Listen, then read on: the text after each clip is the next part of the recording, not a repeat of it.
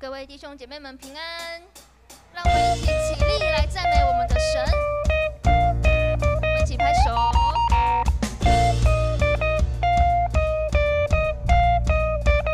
我的盼望，我的盼望，就在耶稣基督里，在你里面满有平安，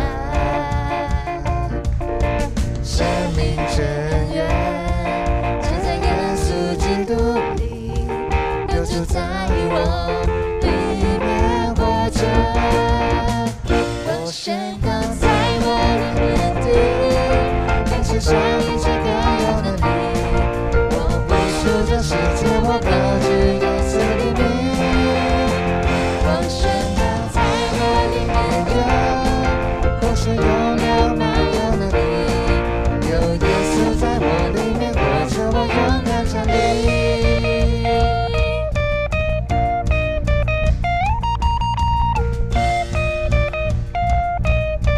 再一次一起赞美他。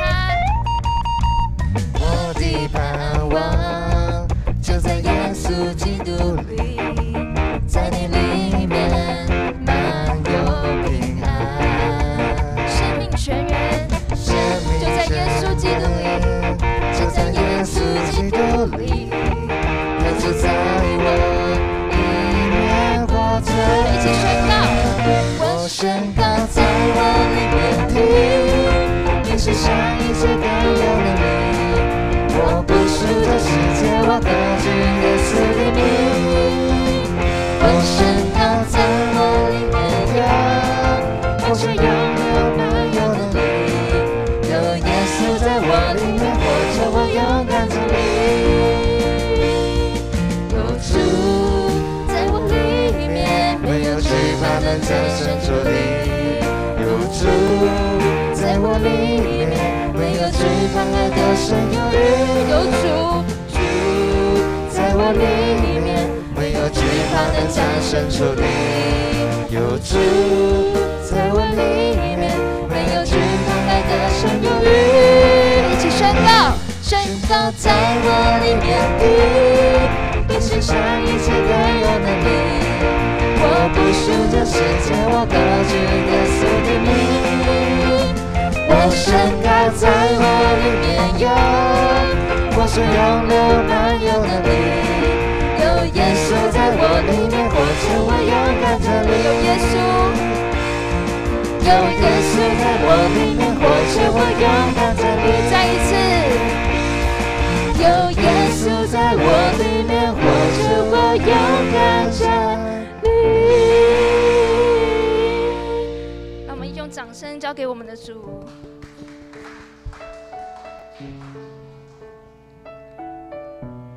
让我们一起在星期天的早晨，我们一起来大声的来呼求，我们用唱歌来呼求神，将我们一切的交托给他，一切的忧虑给他，一起唱主啊，主啊，求你怜悯我，扶持我软弱，伸手牵着背我向前走。主啊，重担为我挪，加添我力量，仰望荣面你为我成就。主啊，求你垂听我们的祷告。主啊，我们的忧虑你知道，我的忧虑你知道。你是我们怜悯我们的神。主啊，你的荣耀照耀着我们，知道我所需要，看见荣耀烛光照，只有你是我依靠，我大胆呼求，全然交托，你比上思潮，我所求主恩典丰润，我大胆感谢。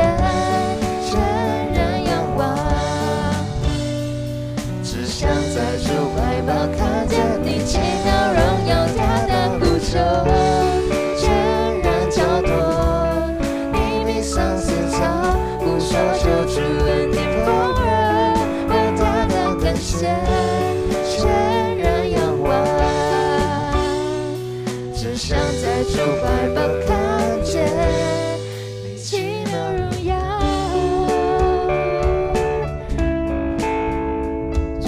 啊，你除去我们的重担忧虑，你怜悯我们，你垂听我们的祷告。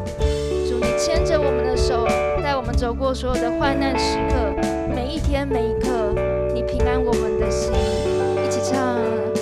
主啊，求你怜悯我，扶持我软弱，伸手牵着陪我向前走。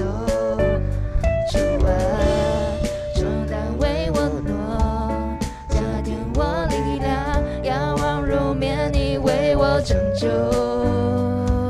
求主垂听我祷告，我的忧虑你知道，你爱怜悯手说的，神知道我所需要。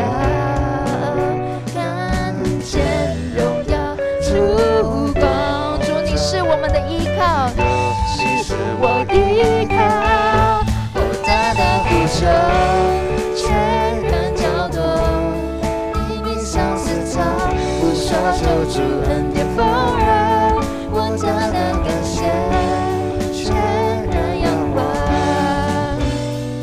只想在主怀抱看见你奇妙荣耀，大大呼求，全然交托，你比相思草，不说求主恩典丰饶，我大大感谢，全然仰望，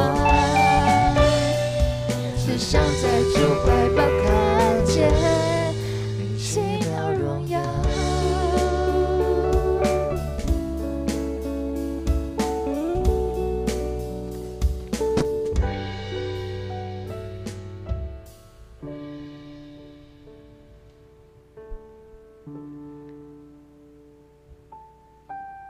主啊，你是我们一生的依靠，我们要一生紧紧的跟随你，服侍你。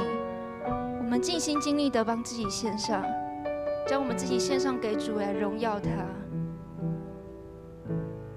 荣美的救主，我仰望你面，你圣洁真光充满我生命，我找到自己，在你救恩计划里，我愿用我全心，用我全力来荣耀你，荣美的救主，我仰望你面，你圣洁真光充满我生命，我找到自己，在你救恩计划里，我愿用我全心，用我全力来荣耀你，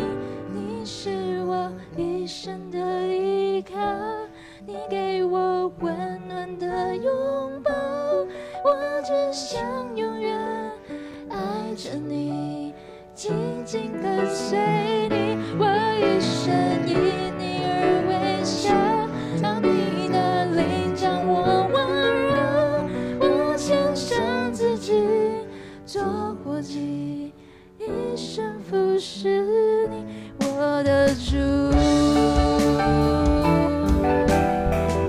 主啊，你在我们每个人身上都有特别的计划，主你救恩的计划，我们每个人都有你指引的道路，在未来。荣美的救主，我仰望你面，你圣洁真光充满我生命，我找到自己，在你救恩计划里，我愿用我全心，用我全力来荣耀你，荣美的救主，主你的圣洁真光充满在此地，在这个时刻，主你的圣灵充满在当中，将我们的全心全意献上给你。我找到自己，在你救恩计划里，我愿用我全心，用我全力来荣耀你，你是我一生的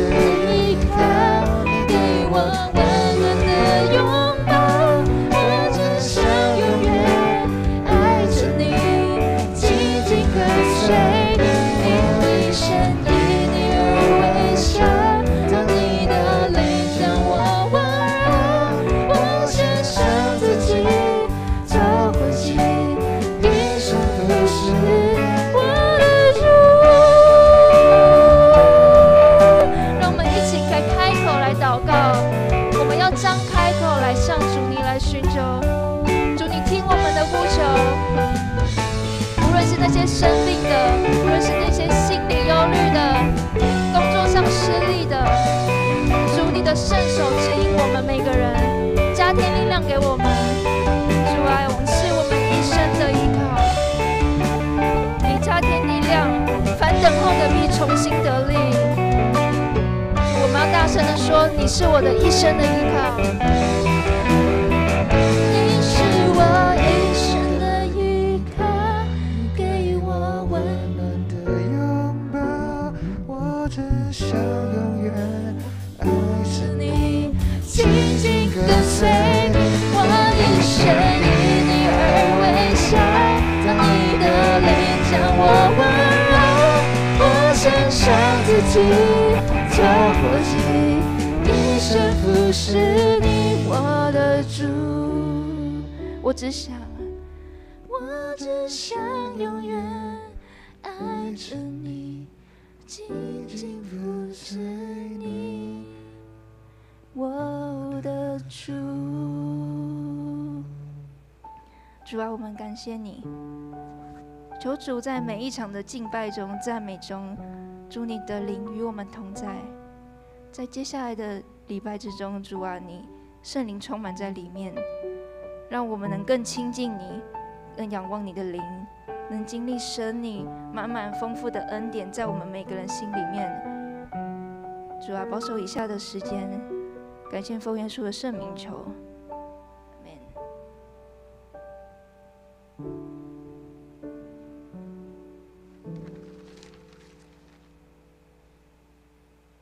请我们仍然站立，我们一起来攻读新的诫命。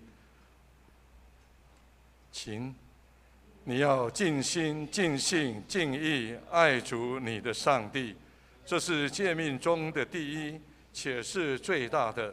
其次也相仿，就是要爱人如己。这两条诫命是律法和先知一切道理的总纲。我赐给你们一条新命令，乃是叫你们彼此相爱。我怎样爱你们，你们也要怎样相爱。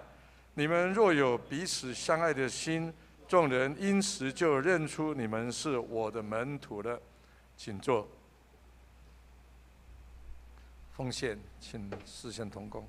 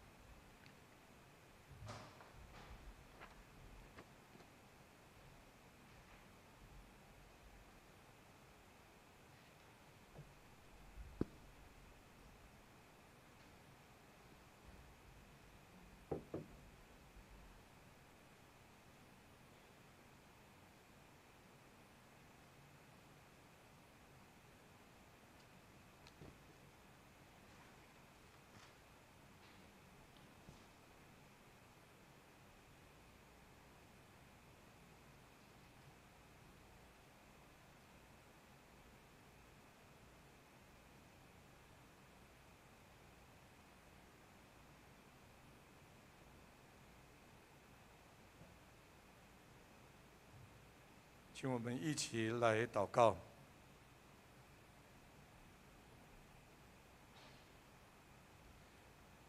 天父，我们感谢你。主日的早晨，我们可以用心灵和诚实，无论在线上或是参加实体，一起来同心敬拜。这是我们何等大的恩典！主，因为我们受拣选成为你的儿女，我们的一生就是要来敬拜赞美你。感谢你创造我们成为每一个不一样的生命形体，但是在你的国度里，我们成为一家人，我们一起有份与你的慈爱、你的福分，充充足足供应在我们的生命当中，使我们每一个人在世上的日子，可活出个人的特质，荣耀主的名。天父，感谢你从各个角落呼召我们来到建成教会，在这里相聚集，在这里敬拜赞美，在这里学习圣徒相通的团契生活。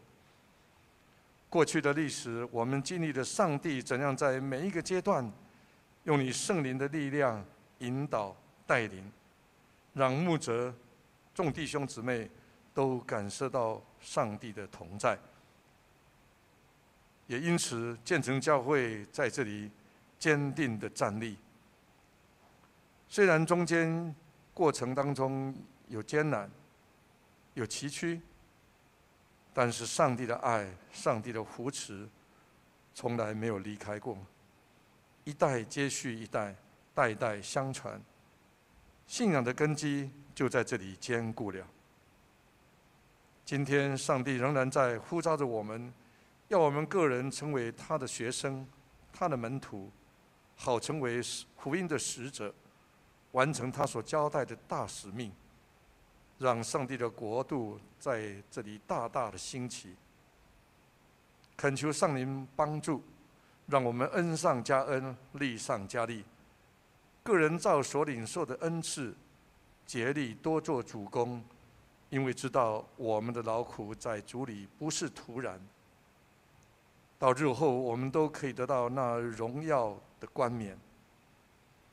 这时候，我们要一起用主耶稣所教导我们的祈祷文，一起祷告说：我们在天上的父，愿人都尊你的名为圣。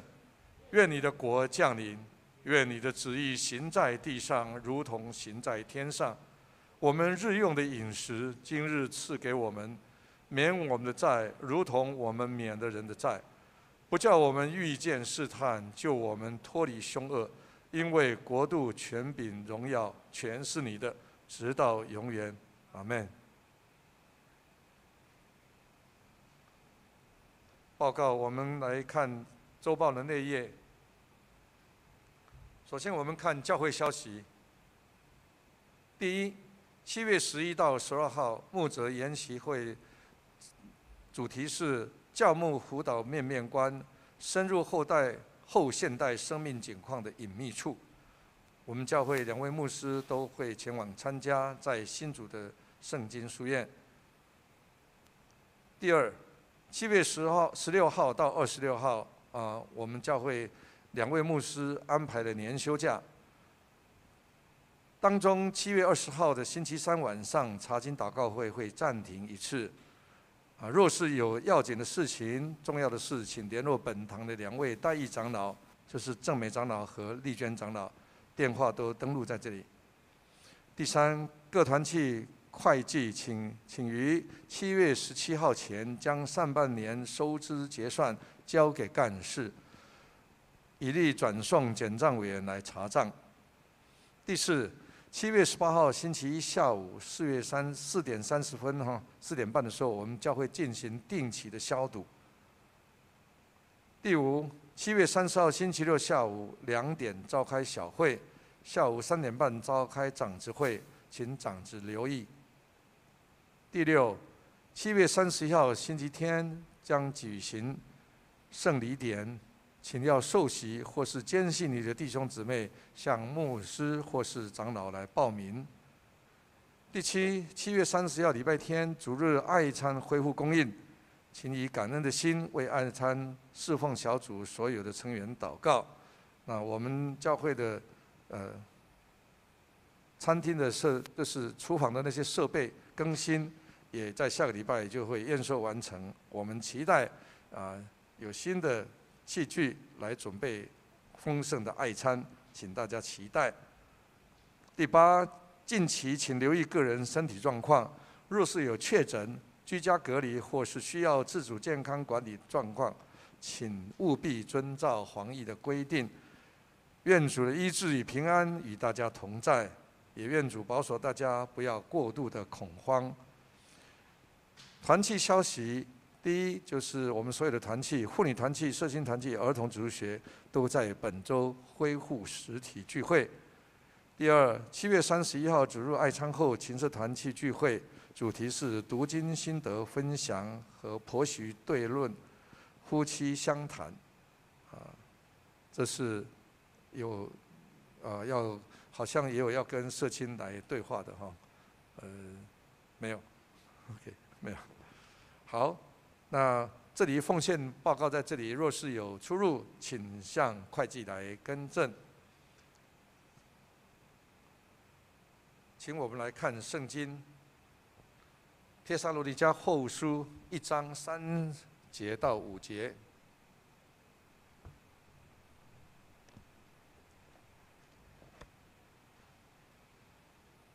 请听我来读第3节。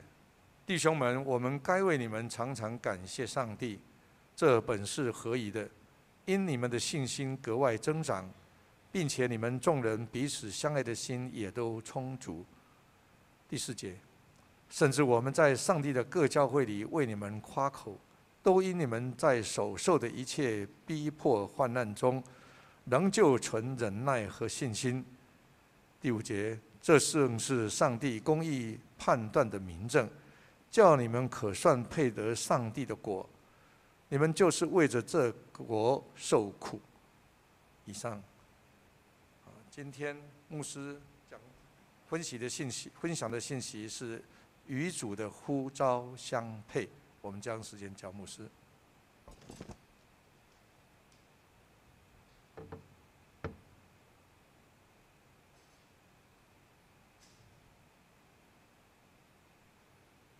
大家平安。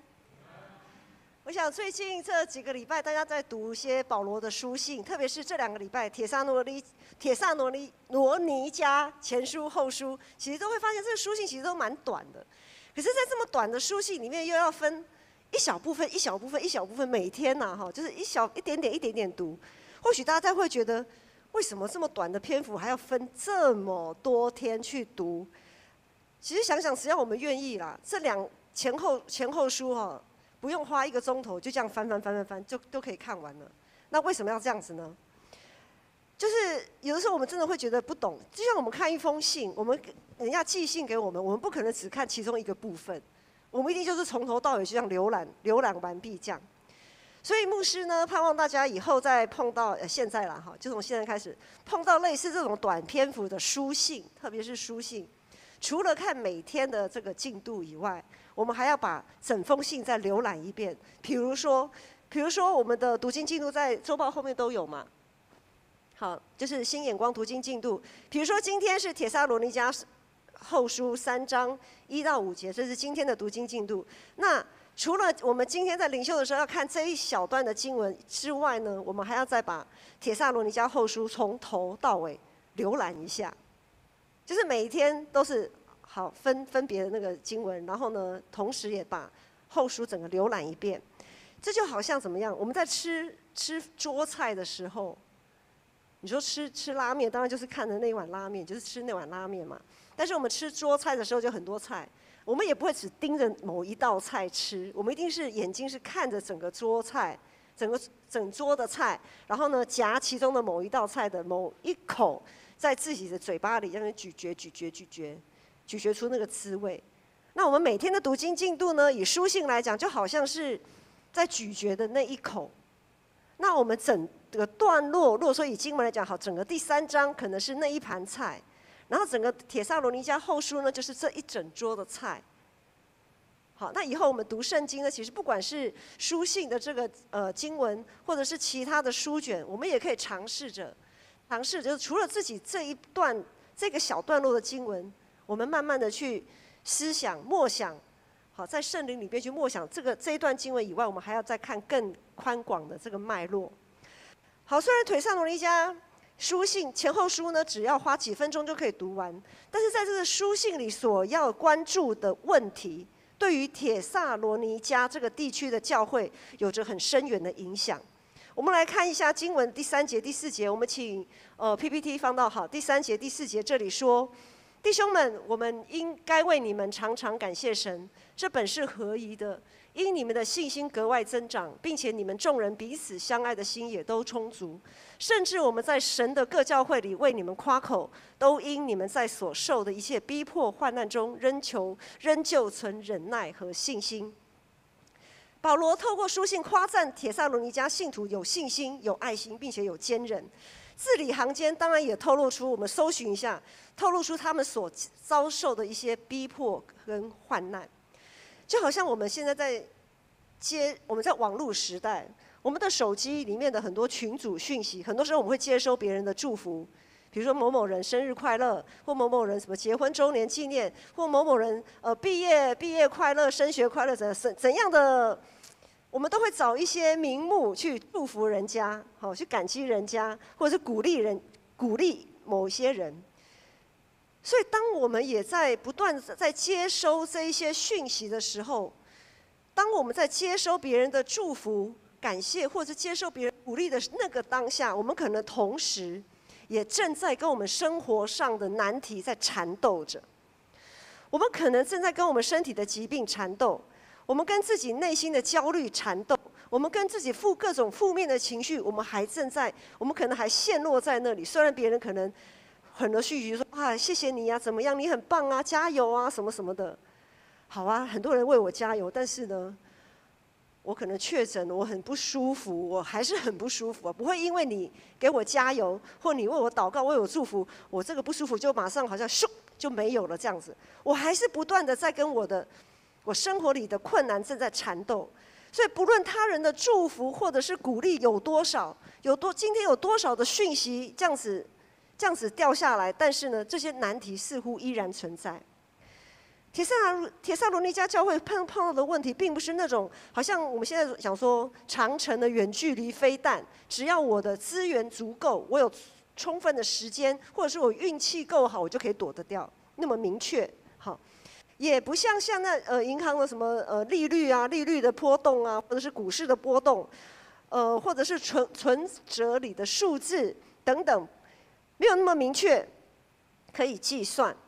帖撒罗尼迦他们所面对的敌人，不是那种目标很明确的敌人，而是一种在你还没有任何准备，你还不认为他是敌人的情况下，你就受到了攻击。在帖撒罗尼迦有许多似是而非的事情，正不断的在啃食他们的信仰，就好像白蚁以前牧师家里曾经住过一个地方，它就是有木头的装潢。好，这子瑜啊，他们子爱可能还不晓得，因为他那时候还婴儿，他可能还什么都不知道。就有一天晚上，牧师又睡，就是很安静嘛，就听怎么会有一些那种就是刮东西的那种声音，很细微。找了几天找不到，到底是这个声音从哪来的？后来我们有个书架，后来看到后来就拿本书嘛，书架就是这样，一本一本书这样插在书架里。那有次呢，把这书一拿起来，抽起来，快哇哩嘞！现在就整个书里面都被白蚁咬空了啦。然后呢，就整个书架有些书就是面目全非，然后再循着那个轨迹去找到那个木头，我们的那个就是装潢那个木材里面就去敲，就有的敲起来不是这种实心的声音，就是那种空心的那种声音，然后后来就找人来，整个都白蚁，整个在里面，就是你表面上看起来都没事，都很正常啊，可是里面都已经被蛀的，已经很可怕了这样子。所以呢，他们所面对的问题就是，表面上看起来都好好的，但是呢，实际上他们的信仰根基一点一点不断的就被那一些不晓得是怎么样发生的事情就被掏空了。上礼拜我们有长子同工退休会，其中我们有分组一个小组在分享，他们说现在在 Z 世代，我们先讲 Z 世代有一个现象呢，就是人与人之间在沟通交谈的时候。Z 世代就是2000年、千禧年前后出生的人，2000年前10年到2000年后的10几20年这个阶段出生的人，普遍有一个现象，就是他们在人跟人交谈的时候，他们眼神没办法，就是会飘来飘去，他们不晓得要看哪里。就是你跟他讲话，他会好像有点很害怕，这样就看旁边这样，就闪过了，就不敢跟你这样子眼神的交汇这样。为什么呢？他们有一个结论，他们有一个小结论，就是说，因为他们可能面对他们这个世代出生的这个成长的过程当中，他们面对荧幕的时间，比面对人的时间还多。他们在荧幕面前跟人沟通的时间，比人跟人面对面沟通的时间还要多，所以他们眼神常常飘忽。所以不要想说这小屁孩怎么讲话都不看人的，不礼貌。其实他可能不是不礼貌，他可能不是轻看你，而是他真的他不晓得眼神该看哪里。好，他们这个世代普遍有这样的现象。面对荧幕的时间越来越长，这样的大趋势似乎也是无力挽回了。像我们现在各种教学现场啊，像牧师这个时代，好，牧师这个时代哈，我现在来讲一下好了。牧师这个时代是 X 的时代，好 ，X 时代呢就是43岁到57岁叫做 X 时代。那 Y 世代呢 ？Y 世代是28岁到42岁。你们普遍应该都是 Y 世代的，普遍呐，哈，都是 Y 世代的。Z 世代呢，就是13岁到27岁的，啊，就是千禧年前后出生的，13岁以下嘞。我们这边好像没有13岁以下的，小雨刚好过13岁嘛，是好。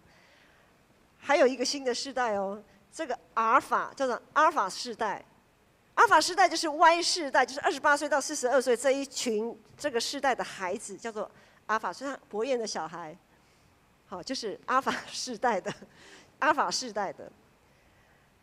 在牧师这个时代 X 世代，我们还有字典、词典，还有百科全书。可是呢，到你们现在不用啊，手机啊，像那天什么都可以 Google 啊，对不对？什么都可以 Google， 什么东西不知道就问 Google 就好了。任何事情都可以问 Google。以前呢，那个书柜是这样子，百科全书、字典啊，很多东西。现在不用了，现在只要一只手机，全部都搞定了，全部都搞定了。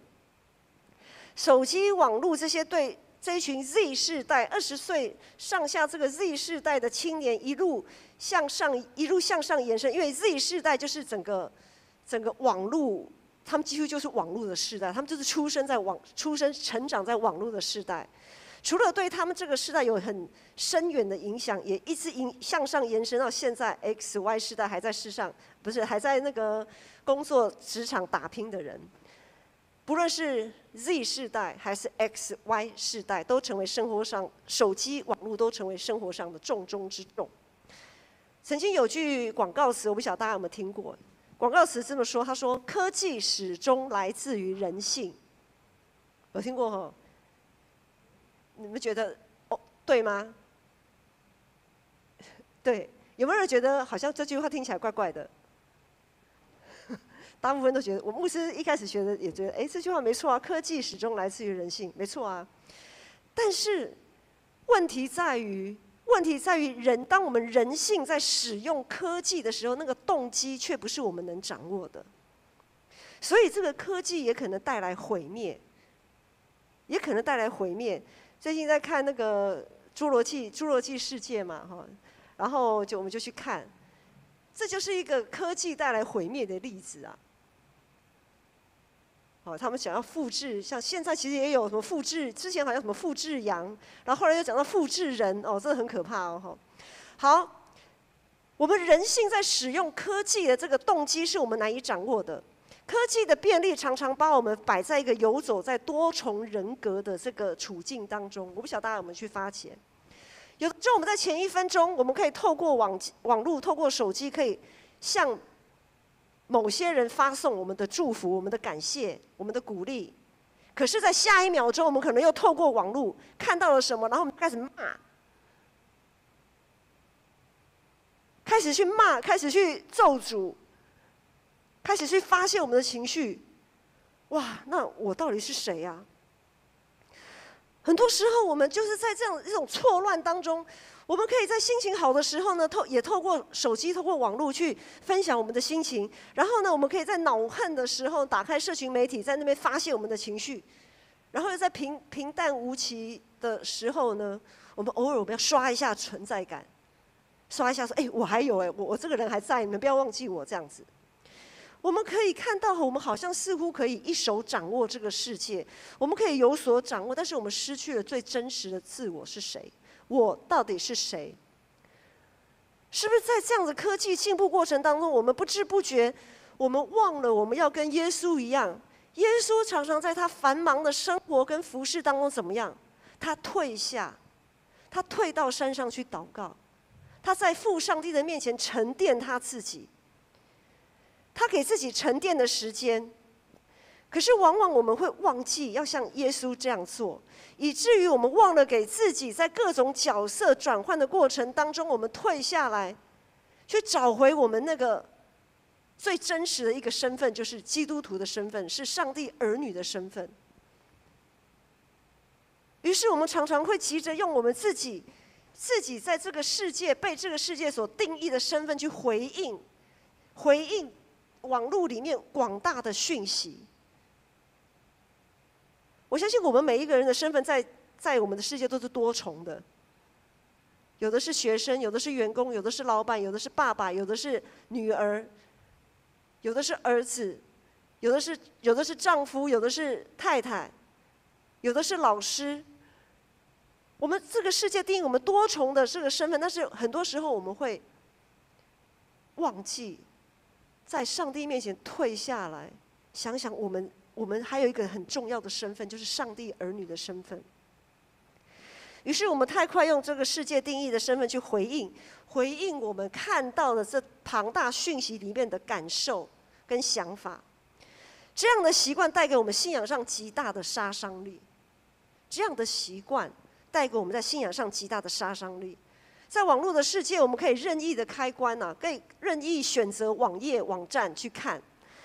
我们有兴趣的，我们就停留久一点，或者跟别人可以多交流一点；没有兴趣的，或者是看得很生气的，我们就会各种的那种负面，或者是根本就不看。生活中的选择权几乎我们可以一手掌握，我们只要可能动动大拇指，或者是食指，一只手指头，我们就可以好像能够有所掌握。只不过若用这种惯性，我们来读圣经，来面对上帝，那问题就来了。怎么说呢？因为圣经真的不是我们能掌握的。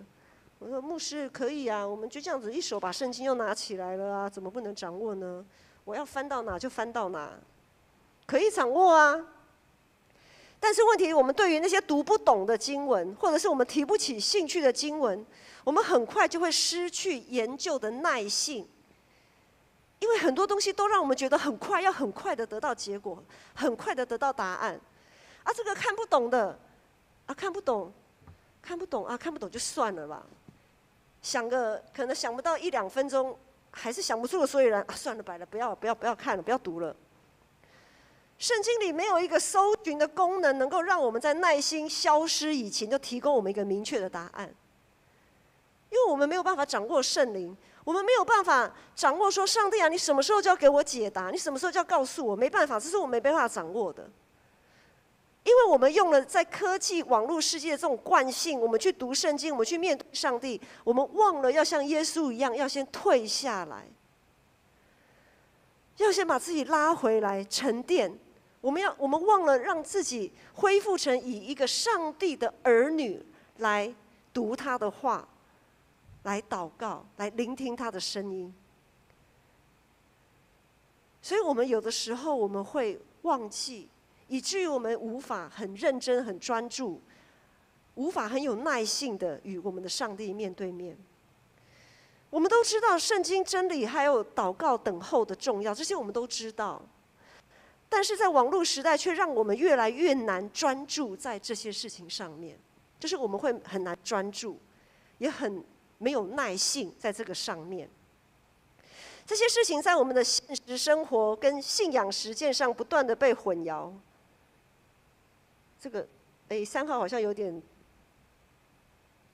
断讯，是不是？刚刚大家听还 OK 哈？好，这些我们常常会，这个网络是常常让我们会觉得现实生活、信仰实践中不断被混淆、不断被拉扯，它常常动摇我们对于圣经的态度，对于上帝祷告的那个态度，试图让我们不用那么的认真看待我们的信仰，因为很多答案他都知道，很多答案 Google 都知道，很多答案社群媒体有些人都知道，我不需要什么时候的事情都要等着上帝来回答我，太慢了。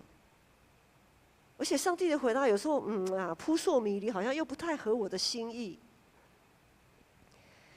学生时代，我想我们都有拔河的经验，应该都有拔河的经验吧？好，就是可能有的人是参与在拔河的这个当中，但有些人可能在旁边加油啦啦队。拔河其实如果在双方势均力敌的情况下，输赢其实就是取决在那一念之间呐。如果我们不够专注，稳住自己的重心，稳住自己姿势的位置，或者是我们没有那个耐心，那个耐性已经快被磨的那个在两边势均力敌在撑的那个过程当中，我们失去了那个耐性。只要我们稍微晃神，我们那一队可能就会因为我的晃神，这边的力量就弱了一点，那可能就开始就被拖走了。拔河以前在旁边的老师教练都会说低蹲低蹲低，对不对？重心要放低，要放低，要一直撑着撑着，在撑着的时候就一直撑着。可当我们撑不下去的时候，或者稍微晃神的时候，顶不住那个压力，我们就整队都被拖走了。胜负其实往往在一念之间，就在我们的意念。今天的经文我们再来看一下第3节、第4节，我们一起来读一下今天的经文。第3节跟第4节一起来读，请。常常感谢神，这本是可以的，因你们的信心格外增长，并且你们众人彼此相爱的心也都充足。甚至我们在神的各教会里为你们夸口，都因你们在所受的一切逼迫患难中，仍旧存忍耐和信心。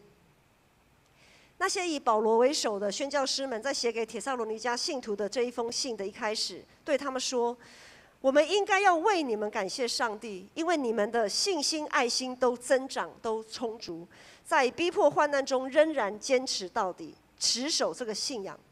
保罗想要表达的是一种盼望，他盼望这群信徒能够在自己的日常过程当中，以上帝所赐的信心跟仁爱坚持下去。不要因为问题始终都在，就否定、轻看自己在这个过程当中所做的一切的努力，也不要因为问题始终都在就被动摇。保罗说，即使你们的生活还是看起来蛮狼狈不堪的，但是也要心存盼望，因为有盼望，我们在受苦的时候才能坚持下去，有盼望才能让我们在狼狈的时候，就是我们可以轻看自己很狼狈的那个样子。我想一位运动员，打篮球也好，或者我们讲说重训什么也好，一名运动员在练习的时候，他允许自己汗流浃背，整个人好像很邋遢，气喘如牛，甚至于伤痕累累。他为什么允许自己这样子？因为他盼望什么？他盼望着在比赛的时候可以得着荣耀。一个上班族，如果上班的人，你们你们如果愿意忍受老板的各种谩骂，把你们骂得像条狗一样，然后呢，要把一些很多不合理的工作就丢给你们，本来不是你们的业务范围，可是呢，通通丢给你们做。你们为什么能够忍耐？如果你们愿意忍耐，是为了什么？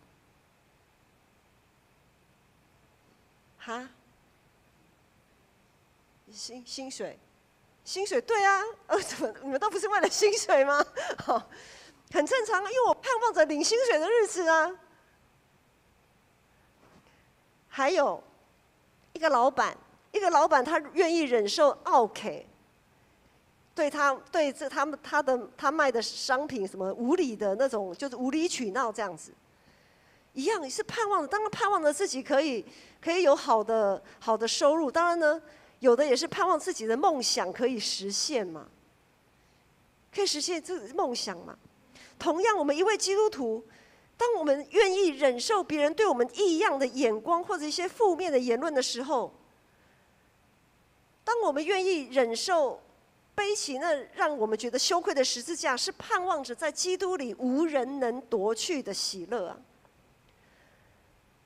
我想对基督徒来讲，外面我们在世界上的那些狼狈的境况，对我们来讲应该都不能算是狼狈。对基督徒来讲最狼狈、最挫折的事情，应该是福音传不出去这件事情。因为耶稣其实并没有要求我们要赚大钱、过好日子，耶稣他也没有差遣我们要去成为各级主管、领袖、什么有地位的人。耶稣差遣我们去，他只说了什么？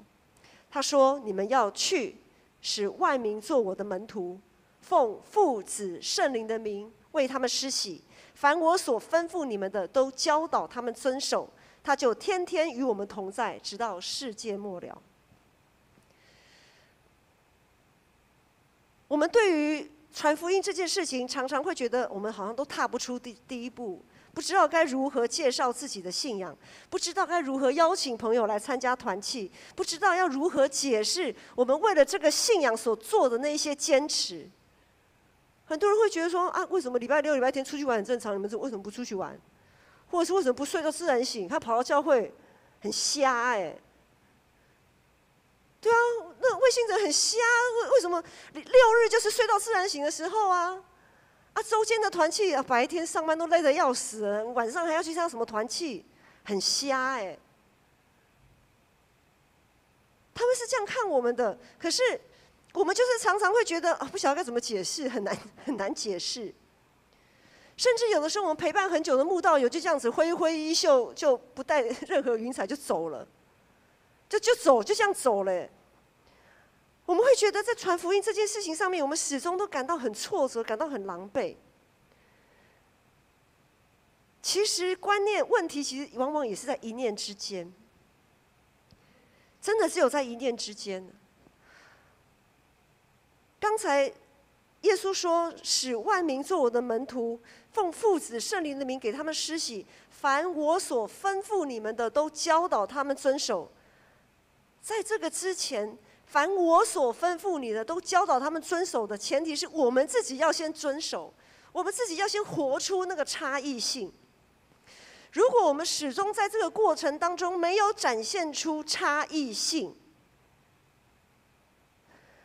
如果我们在这个网络的时代没有常常让自己安静退下来，让自己的思绪能够沉淀，重新的对焦在上帝。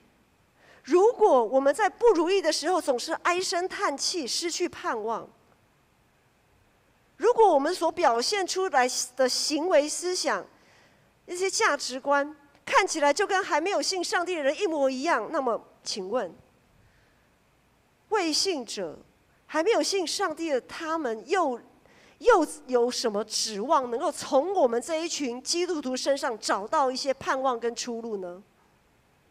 我们到底活出什么让他们有所盼望？我们到底活出了什么样的行为可以让他们觉得哇，你们真的是黑暗中的光啊！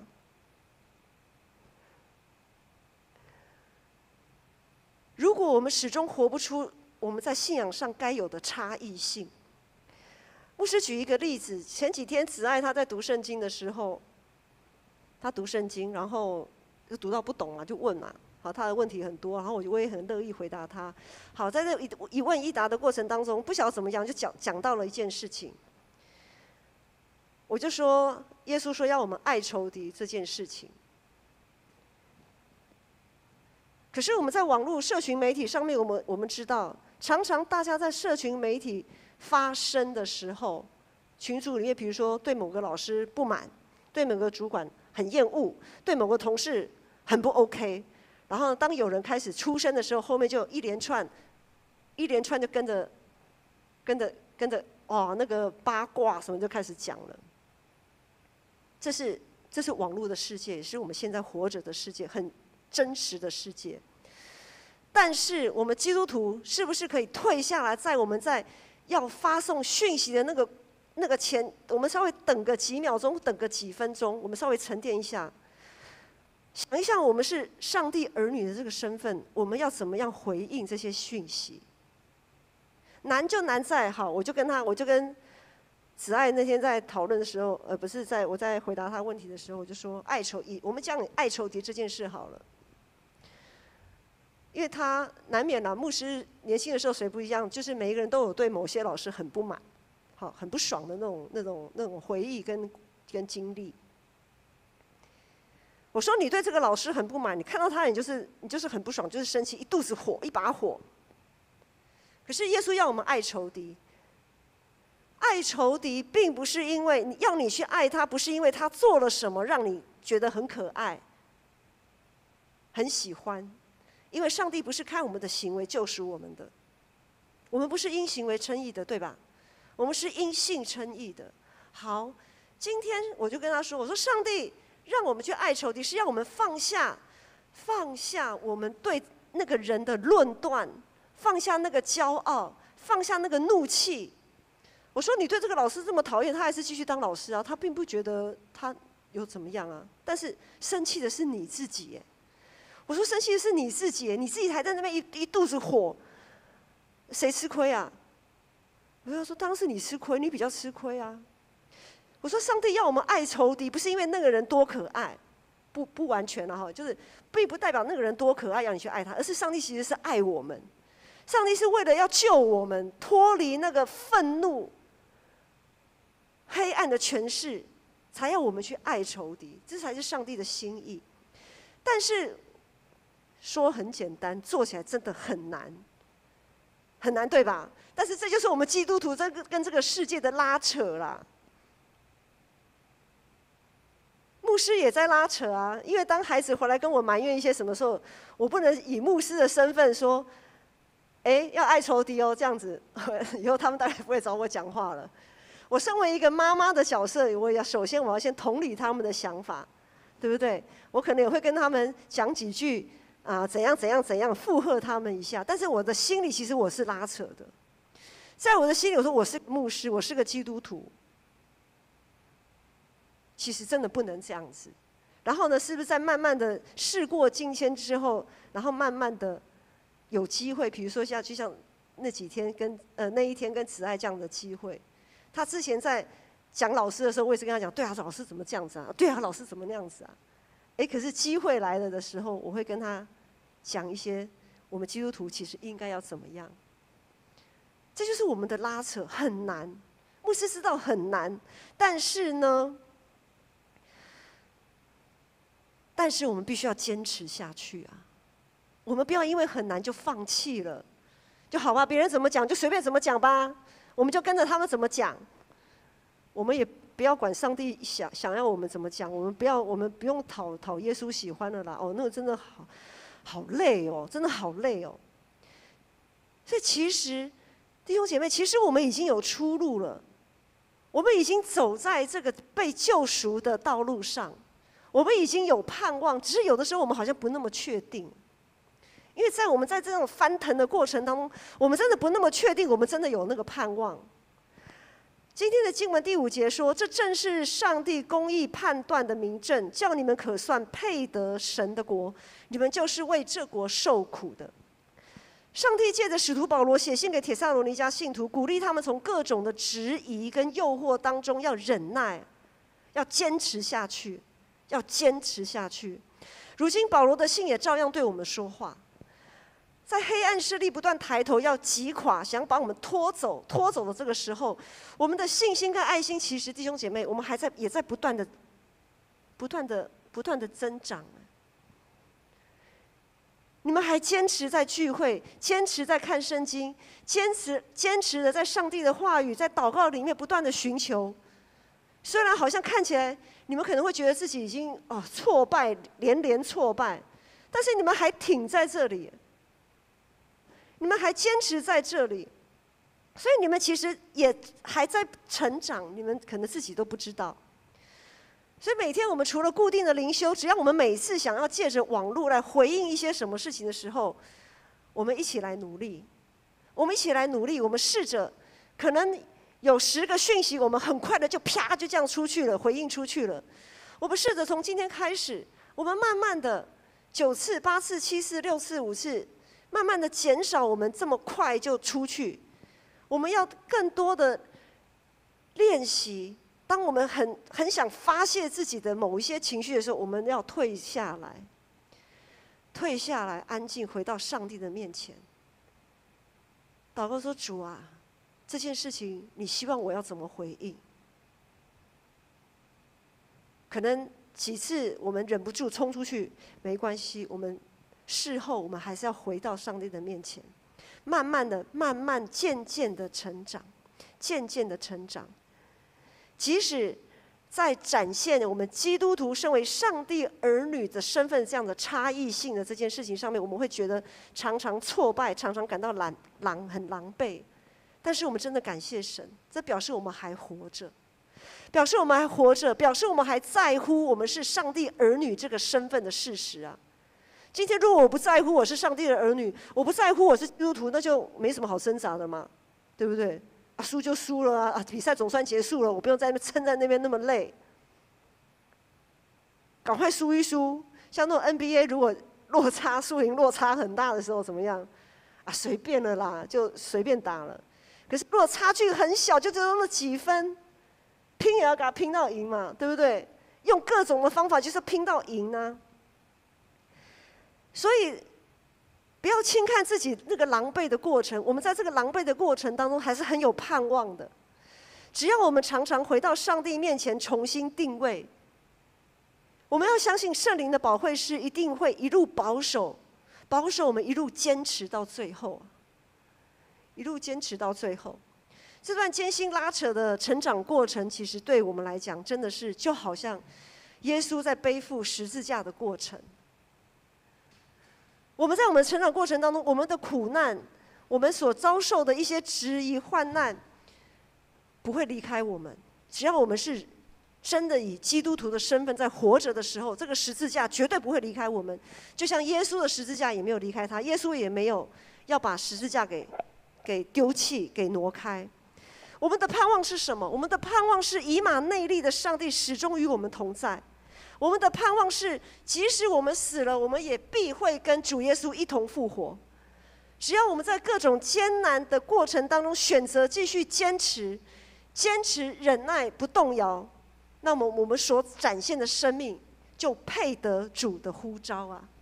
我们所活出的生命就必与主的呼召相配。我们一起用这首诗歌来宣告，主在我们里面大有能力。我们一起起立来唱这首诗歌，蛮有能力。主在我们里面大有能力，让我们可以活出基督的盼望。蛮有能力 PPT 第一首蛮有能力。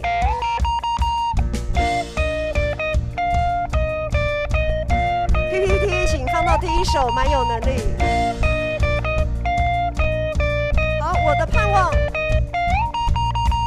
我的盼望就在耶稣基督里，在你里面满有平安，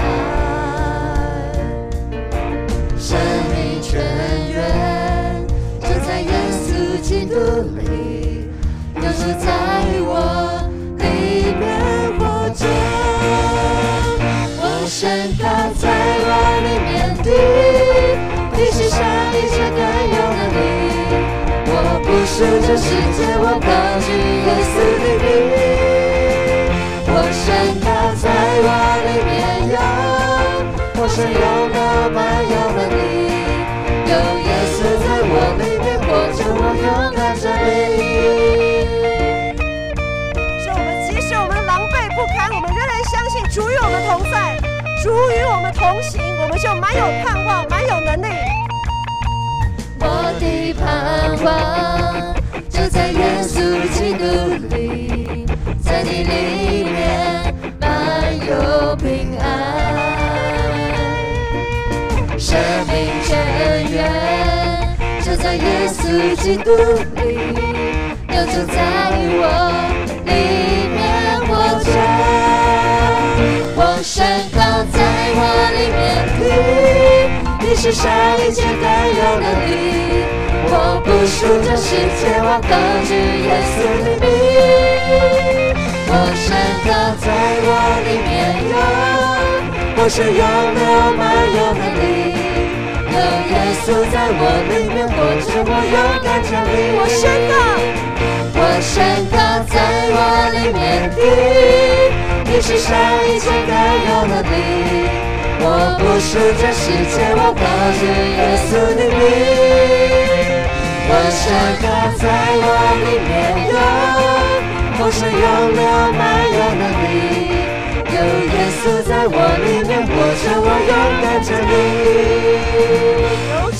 有主在我里面，没有惧怕能战胜仇敌。有主在我里面，没有惧怕爱的胜有余。主在我里面，没有惧怕能战胜仇敌。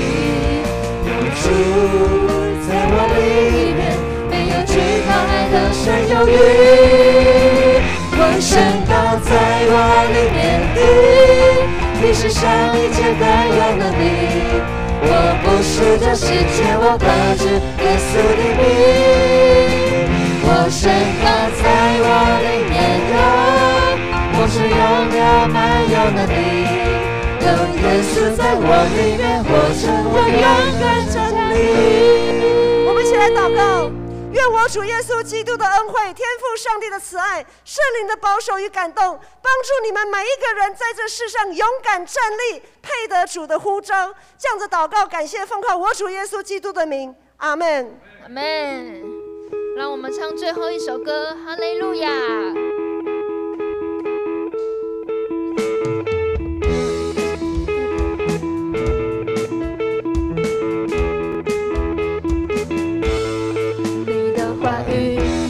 我生命的救恩，你的双手扶持软弱是我刚强。你是道路，你是道路，真理，生命，是我们永活的见证。哈利路亚，你是心，是公义救主。哈利路亚，我要永远跟随你脚步。哈利路亚，不管明日身在何处，有你同在就是该乐。哈利路亚，你是心，是公义救主。哈利路亚，我要永远跟随你脚步。哈利路亚，不管明日身在何处，有你同在就是美好恩典，恩典之路。华语礼拜就到这边，我们可以互相的请安。